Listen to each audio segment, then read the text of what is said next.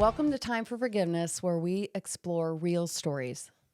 Real stories that transform your life through the power of forgiveness. And welcome, Mark Schulz. We're very blessed to have Mark on today. Mark's a contemporary Christian artist. He's had many awards, but the one he's probably the most proud of is he's winning a Dove Award in 2006. He won it for the CD and a DVD.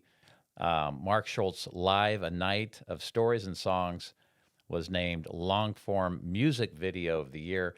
So, Mark, welcome to Time for Forgiveness. We're really looking forward to having a conversation with you this morning. Thanks for having me on. Thank you.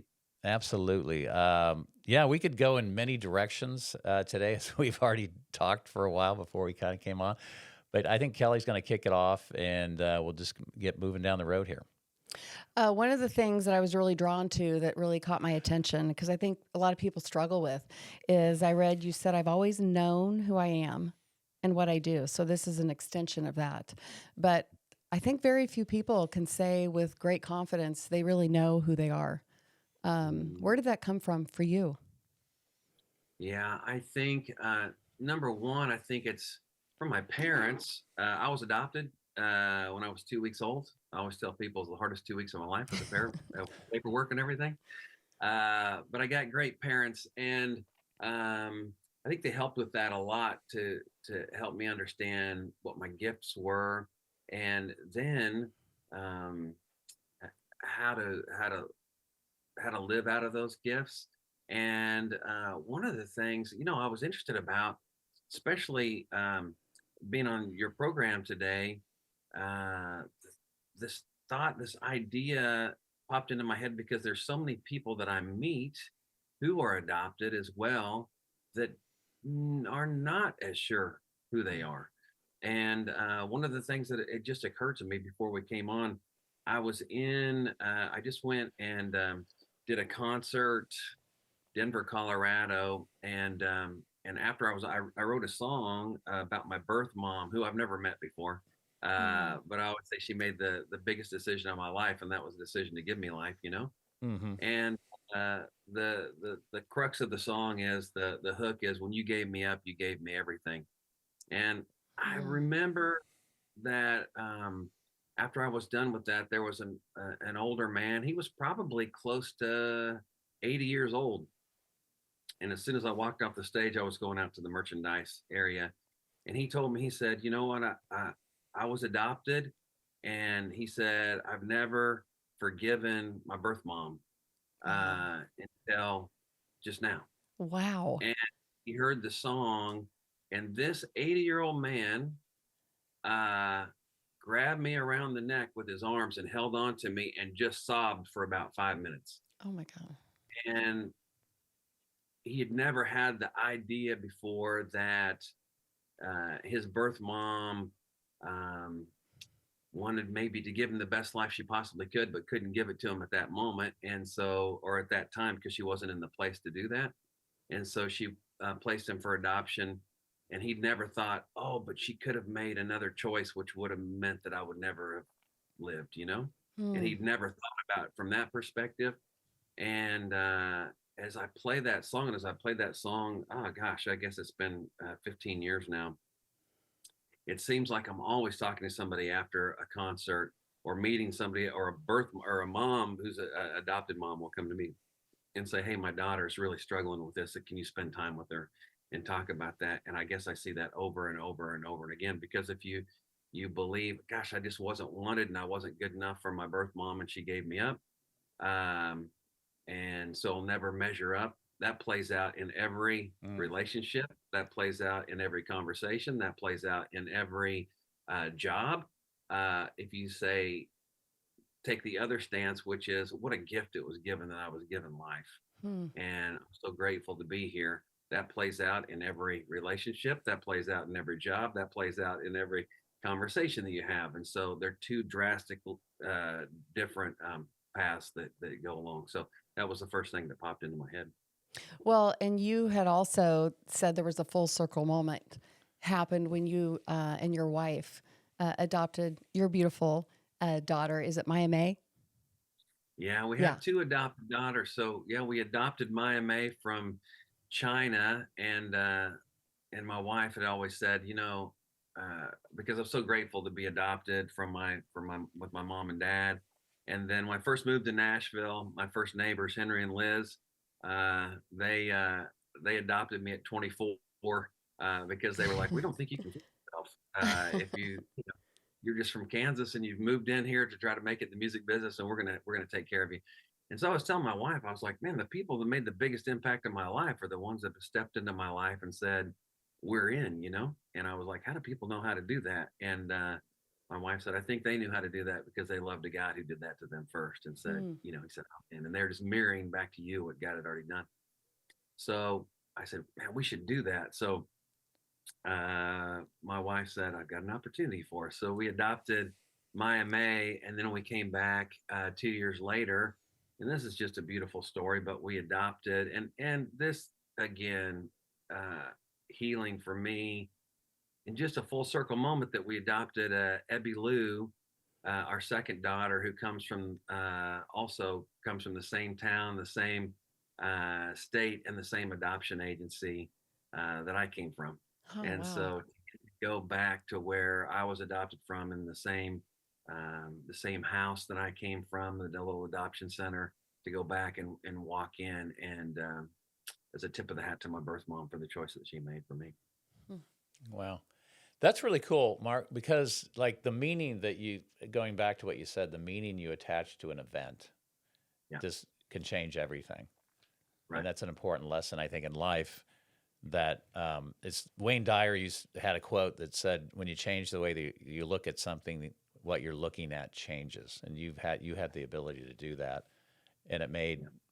all the difference in the world and how your life has evolved to this point. Yeah, it has. And I think part of that is, I was a part of a group. They used one of my songs at something called Operation Restored Warrior, where they take um, men who've been in battle in wars, and then they spend time with them, and they really go through their story, and they help them let go of the grief and let go of maybe things that they experienced or things that they've done. And they said, "Hey, would you like to go through the program as well?" And I was like, "I don't really need to, but if because I've they got to want to, figure it out, right? I got to figure it out." And it was so interesting to me that they said, "Well, just tell us your story." And I told them my story, and they said, that's great. Took 5 minutes to tell them my story. And I still remember they put one of the guys put his hand on my heart, and he said, "Can I just pray with you?" And I said, "Sure." And he prayed, and he said, "Jesus, I just want to walk with Mark through his story and see if there's any places that you feel like he needs to let go of."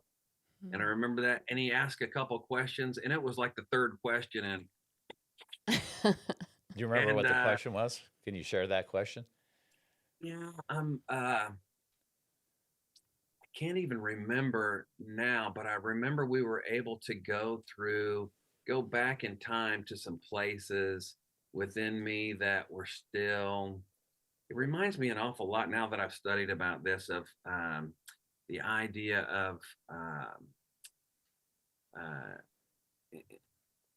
is it IFS, internal family systems? Have you heard Hmm. of this type of thing, where you're actually you go back to a place in time that's hurting for you, and then you actually meet yourself back there as a 5-year old, or Hmm. whatever time that was scarring for you, and you can never actually spend time with yourself, and um, go back and hug yourself, and encourage yourself, and then offer it as a way towards redemption, going through your story. Hmm.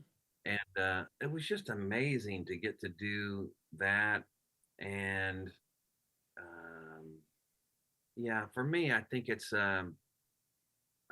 something we're walking through. A friend and I are actually going through that right now, and I've actually helped other friends walk through that after I came back from the Operation Restored Warrior, to walk other friends through it as well. But I think it's just that idea of finding that wounded spot in yourself, and then be able to walk Hmm. back, that maybe heal that spot and walk out of it. And that's why I think there's so many places in us that are broken and hurt, and if we don't know what those places are, that subconscious, I think, is just pulling levers in every direction, and you're acting in ways that you have no idea you're even acting out of because you haven't dealt with that trauma. Hmm. Yeah, it's very powerful what you just said because, most of us are not aware of these deep seated root in our subconscious, and they cause our behavior and our response to things. And when you start becoming aware and can rewire some of that, like you start living a very different way because you're giving it a different meaning. Yeah, That's very powerful. yeah, One of the things that I also want to go into is you mentioned a word grief earlier, and I'm currently working on a grief documentary. And one of the things that you were talking about, your greatest gift is to see people's reactions to your song. yeah, And it's when you touch like someone really deep inside, and it's not that they go, I really like that song. You said it really helps my quest to become a better person. And mhm, I listened to your song as the holidays are approaching, A Different Kind of Christmas. right, And that resonated so strongly with me because mhm, you talk about real, that is real in so many people's lives. And a lot of people are not aware of that. They're having their normal Christmas, but a lot of people are not.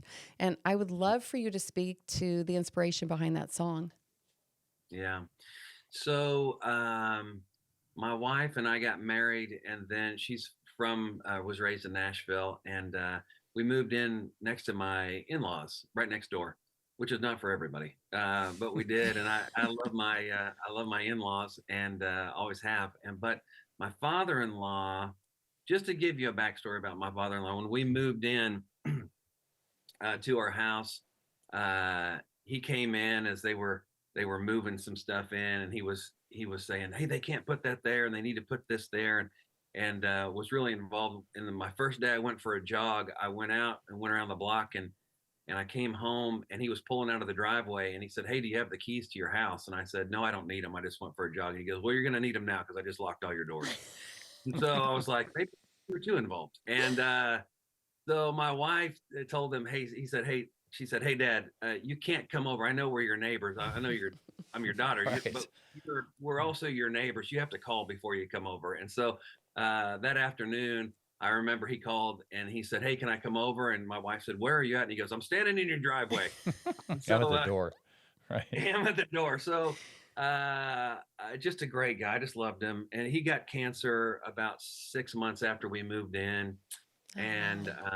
was able to meet our first son, Ryan, and then deteriorated from there. And he Oh, wow. passed away. And it was about 6 months later that my wife walked into the office and she said, "Hey, listen," she said, "we've got the same ornaments, we've got the same lights, we've got the same tinsel that we have every year for our tree, but my daddy's gone, Mm. Mm. and it's just a different kind of Christmas this year." Yeah. And I was like, "That's a song." So I sat down and I wrote it, and I said, "Hey, will you listen to this?" And just tears Mm. rolled down her face. Wow. And Yeah. so we were gonna. It was too late. It was like 10 days before Christmas, and we were gonna put it on the radio, but it was just too late to get it to the radio station. So um, we went and we just did a video of it, and me playing at the piano. And I said, "What do I do with this?" And my wife said, "Hey, you should put it on the internet and just see what happened. Put it on Facebook or whatever." And so I went to bed, and the next morning I got up, and a million people had Mm. watched the video, but not just watched it. There was like uh, several thousand uh, people who had commented on it and sent it to friends. Mm. And then the next day, another million. And then the next day, another Mm. million. So before Christmas, 10 million people had watched it. And the Wow. record company called and they said, "This song hasn't even been on the radio. And it's the number one selling Oh, Christian song wow. on iTunes." And then they called me the day before Christmas and they said, "Hey, look, this is the top 10 song in the country that's been downloaded, and it hasn't been on the radio." And sure enough, it was me and Beyonce battling it out for the top 10 of the Love that. mainstream market. And so it was really resonating, the idea of uh, somebody who has been there the whole that you're used to having a Christmas with them, and then you sit across at the dinner table for Christmas, and there's just an empty spot there. And I didn't realize that would resonate with so many people.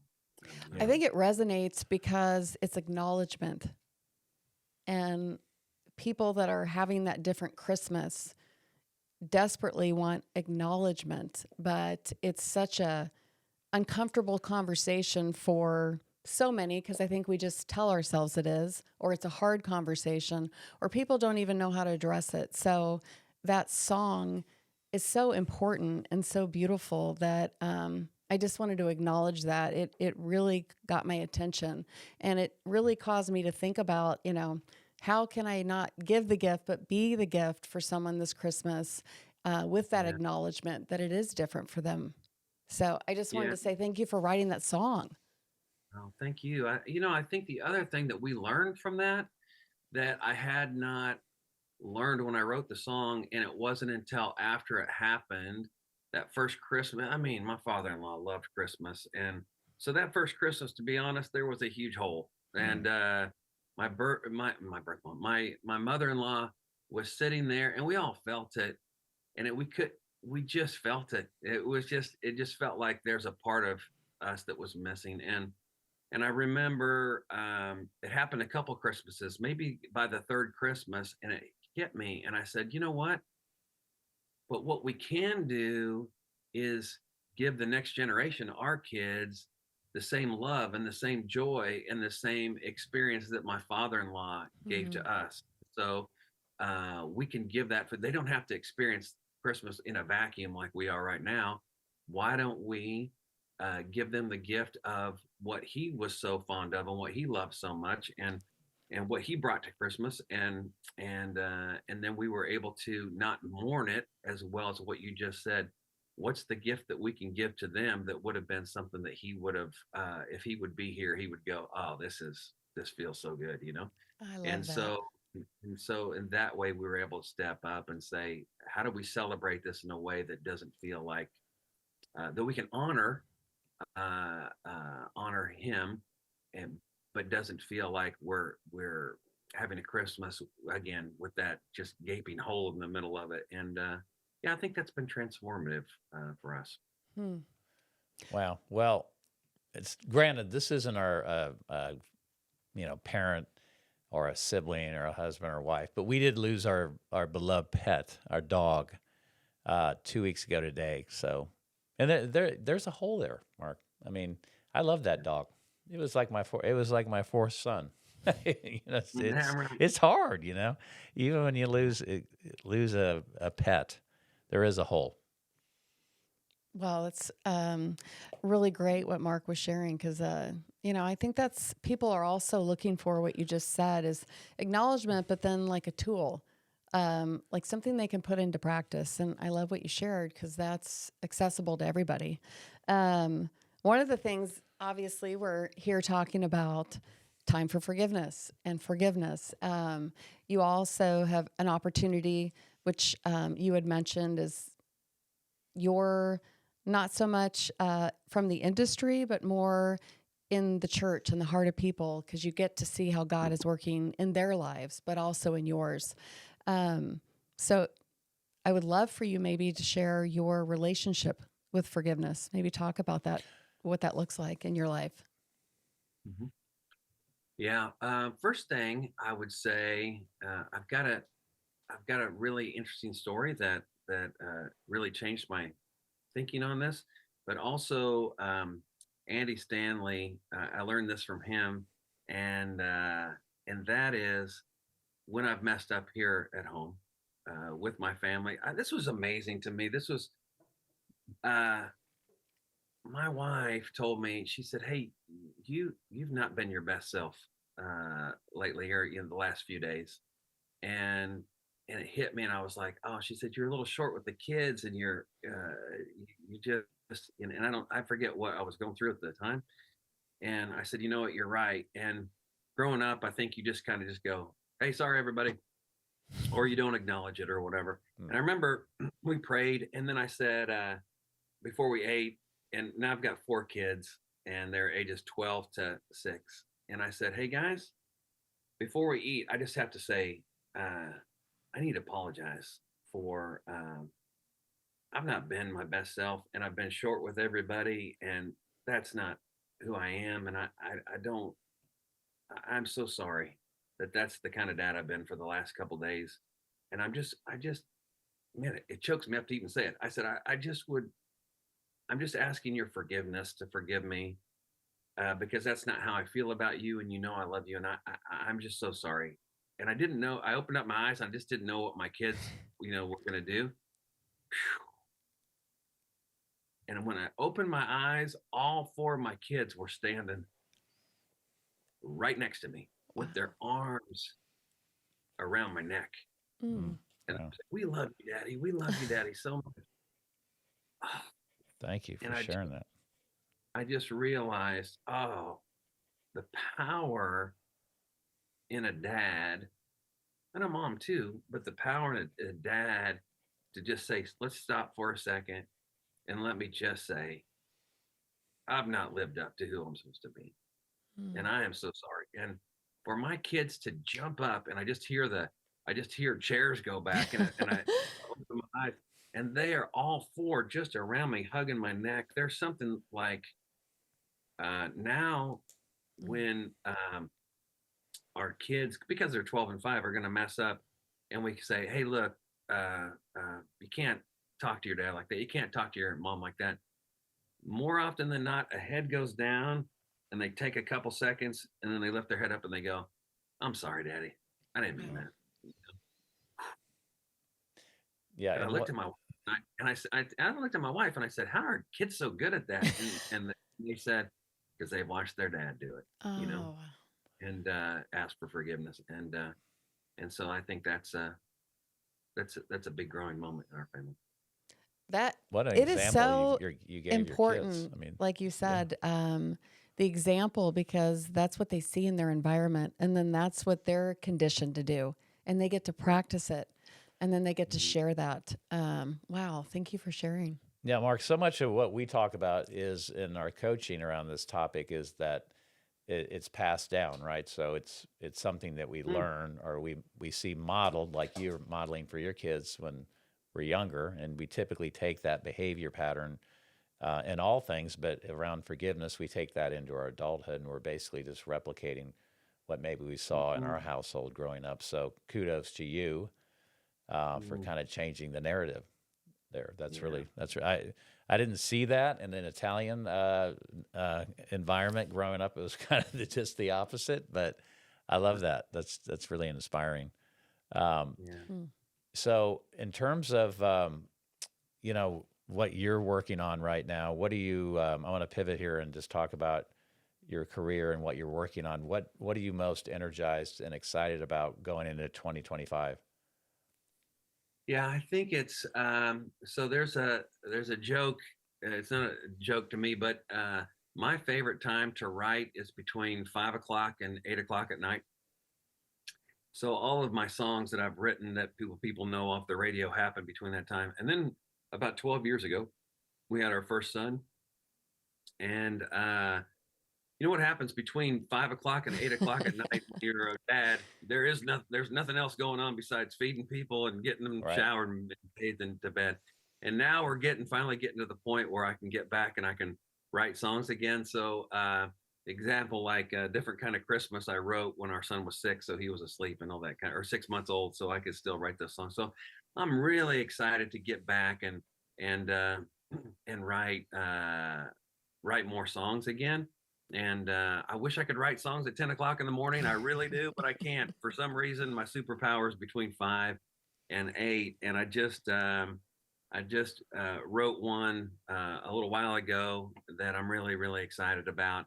And so I'm starting to see, I'm coming back to life again. Because for me, the most, you said it earlier, the most fun thing for me to do is to go into a concert and say, hey, this one's not all the way finished yet, but I just want to try it, and I start playing it. And oftentimes those songs will get standing ovations because they're just like, I can't believe he's letting us into the process of how this works. And that's super encouraging to me. So just the idea of the songwriters coming back now that our kids are old enough that I can, I don't have to be there for every second of the process between 5 and 8.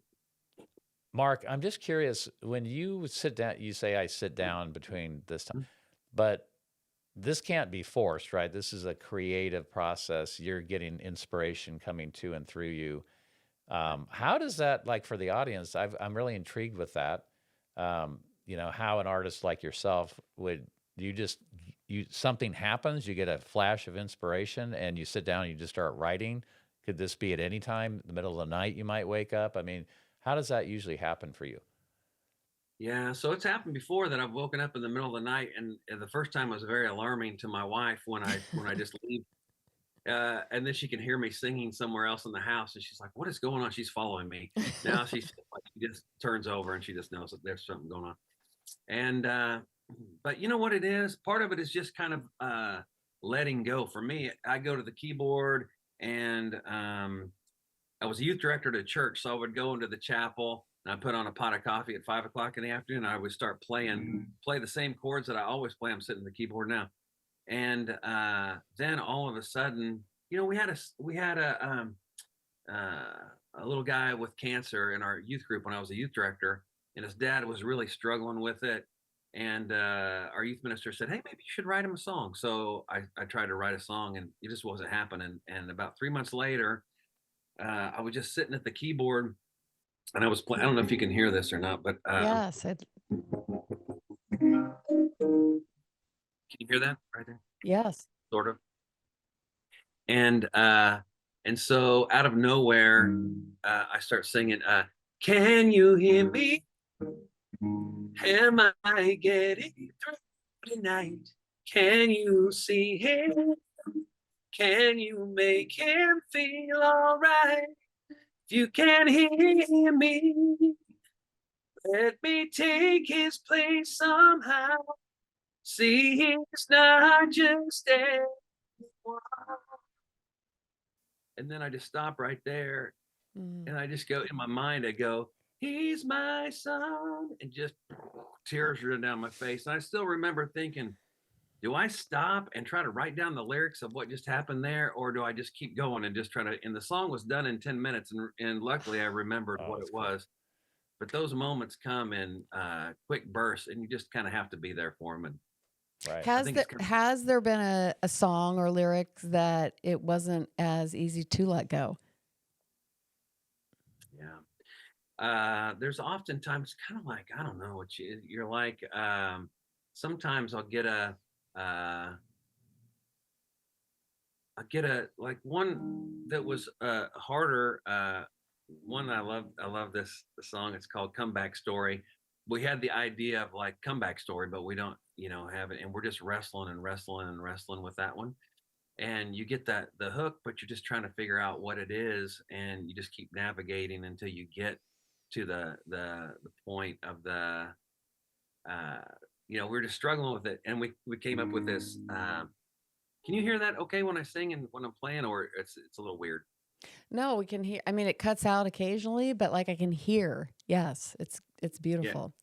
Well, I'm having more to, and so we were just struggling with comeback story. What is that? And then all of a sudden pops out. It turns out the stories that God loves to tell are the ones that we're certain won't turn out so well. But He loves rewriting our hopelessness into His glory. It turns out that God loves a comeback story. Mhm. Wow, I Love love that. that. So sometimes you just have to search for it a little bit. You just have to find it. Who And doesn't To get in the love a flow, comeback it's like, story? yeah. I'm gonna listen to that Yeah. right away. yeah. I know that getting ready to close here, but I want to go back to something you said. Superpower. What do you Mhm. believe your superpower is? Mm, Mm, good question. yeah, I think, and I don't know exactly where this comes from, but I was doing a concert one night, and the lady said, "You know what you're able to do?" She said, through your songs, you're not able to speak just for yourself. You're speaking for the people who are in the audience. Mm. So, for an example, He's My Son, that song that I played earlier, people would write me when their sons and daughters were in the hospital, and they would say, when we didn't have the words to speak, we would put your song on and we would just let it play over and over and over again, because that was the prayer that we wanted to pray that we didn't have the words for. Mm. And so we use that song for that. Or Comeback Story, just for an example. People will, I played that, just, it's not done, but I'll play a little bit of that in concerts, and people will say, you know what?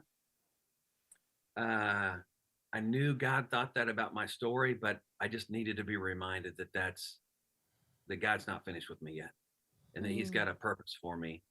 And so people will sing that. There's another song called He Will Carry Me. I remember this girl who was, she would come to the concerts, and she had seizures, and she loved that song so much. She said, the only thing that pulls me out of a seizure, my mom tells me, is that she can play this song and it'll pull me from where I am. And I don't know where I am. I just, I don't even know I'm having a seizure, but the only way my mom can get me back is to turn that song up and to tap me on the face and tell me to come back. And if I hear the song, I can come back to that, because that song is how I come back. And so she used to go around the hospital with a comb and a jam box and play that song to other people in their beds, to let them know that they were going to be okay. So That's awesome. There's something about being able to tap into some deeper things. And when I do a concert, people often say,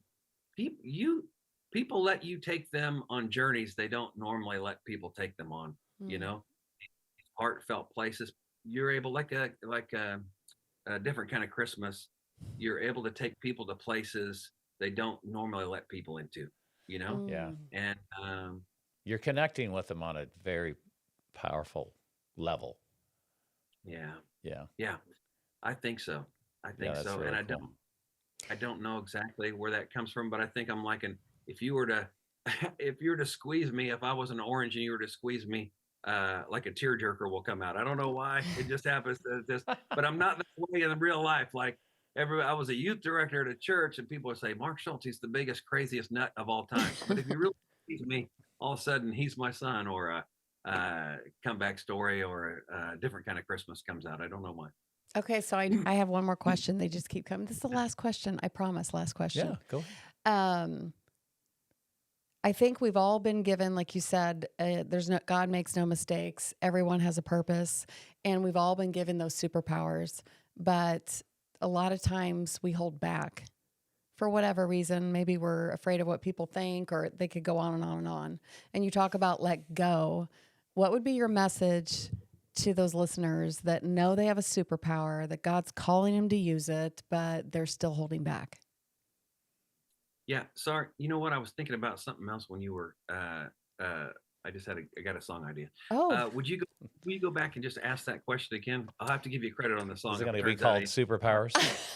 It would be yeah. called- All right. Sorry, Okay. copyright something. Really quick. So you had mentioned that you believe God makes no mistakes. Everyone has a purpose. We all have been given a superpower. But a lot of us can get in our own heads. We're afraid of what people think, or we don't think we're equipped or ready, and we hold back. But God is calling us to use that superpower to make change. What would you tell someone, a listener, that knows what their superpower is, but they're still holding back? Yeah. It goes, it's similar to what I said at the beginning. And there's two different roads. And I see this in my life a lot. You can either follow fear or you can follow love. And if you follow fear, you're going to get shut down every single time. And that's going to show up again and again. And if you know who you're supposed to be and you feel like, God, you've made me to be this, so I'm going to relax into that, and I'm going to love who you made me, and I'm going to love the purpose that you made me for. Gosh, every single night we pray for our kids. This chokes me up too. And my prayer for our kids, as I'm praying over them, is they're in their beds. And I say, God, you made Maya May, you made Ebby Lou in your image, and you made them for a purpose. And you've gifted them in ways that I don't even know yet, and they don't even know yet. But you've put that joy in their heart for that thing that they were specifically created for. And my prayer for them is that as they grow and they mature, and you're putting those opportunities in front of them, they won't miss it. Mm. Don't let them miss the moment that you're putting in front of them for them to fully become who they're meant to be, you know? And so that's my prayer and I hope if I say it over and over and over and over and again, they'll be looking for those things like, oh, here's an opportunity for me to step into. This is what I've been prayed over for my whole life. I know what I'm meant to do. I'm going to step into that moment because I know God's put this in my path for this moment. And so that's my prayer for my kids, that they won't miss the opportunity that God will, when he presents what he had gifted them to do. And even come to Nashville. I still remember driving to Nashville from Kansas with everything I had packed in the back of my car, and everything in me was screaming for me to turn around and go back. What happens if your parents die? What happens if your grandma and grandpa die? What are What you doing happens if, here? Right. Yeah. what are you Got that doing little here? voice in the back of your head. Absolutely. And it was everything I could do to turn back or not turn back around and just go back home. But in the back of my head, it was, I don't want to be 80 years old and look back and say, what if? What if I would have done the thing that I knew that I loved to do?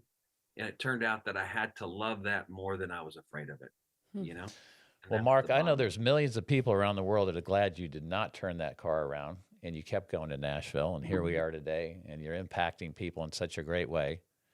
We're so enthused, and we're going to announce today before we wrap the news that Mark will be at our first annual Forgiveness Summit coming in May of 2025. It's May 30th and 31st in Leawood, Kansas, at the Church of the Resurrection.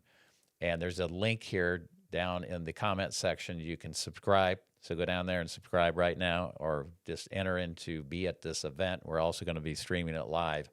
But Mark's going to be joining us at that event and really empowering people through his music. But we also are going to have Dr. Henry Cloud. We've got Tommy Spalding, New York Times bestselling author, talking about, leading from the heart. We've got Pastor Adam Hamilton. You and I are going to be there, of course, Kelly. So this is going to be a fabulous event. Again, May 30th and 31st in Leawood, Kansas. It's a suburb of Kansas City. This is going to be a day and a half of inspiration and transformation around the power of forgiveness. You don't want to miss that. Mark, just thank you for being here with us this morning. And we can't wait to, interact and just share the stage with you in May in Kansas City. Thank you so much. I'm excited to be there, as my folks live in Kansas City. So it's going to be a great homecoming for me to get to come back and share with people. Maybe I'll do some of these songs that we've been talking about here. Can't wait. Okay. Can't wait. All right. Well, this is all the time we have. And thanks again for joining us on Time for Forgiveness. Subscribe and like on your YouTube channel, on our YouTube channel, but also where you digest your podcasts. And we will see you next time on Time for Forgiveness. Thank you.